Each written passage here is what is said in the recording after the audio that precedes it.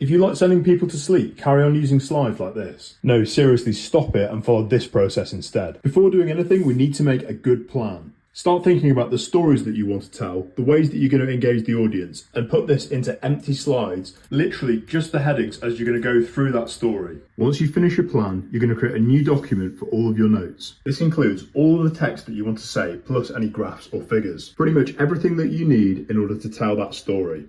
Once you've got everything, then you can finally move on to making the slides. One of the things that we talk about in the presentation chapter of my book is simplicity.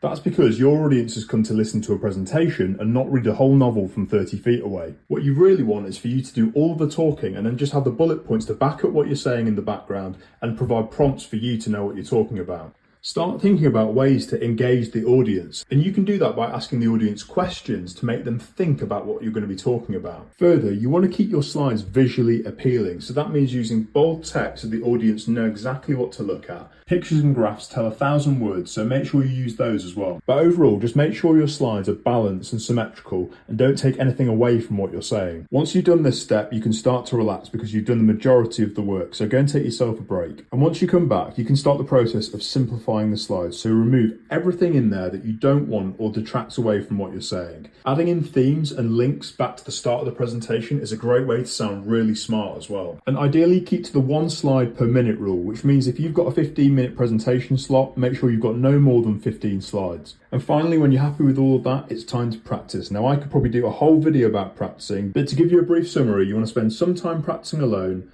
some time either recording yourself or having somebody else listen to it. And this is really a chance to refine the way that you speak in your presentation, so you get your intonations correct and you put emphasis on the right words that you're going to be talking about. But it's worth mentioning that you don't want to practice too much. This is because the presentation can come across as quite unnatural and overly rehearsed, which is a bit off-putting for the audience. So there we go, a basic plan for you to follow. Now, if you're doing this as part of a group project, make sure to share this video with your group members so that everybody's on the same page and following the same process. For more tips, make sure you follow or sign up to our newsletter for a free chapter of our book.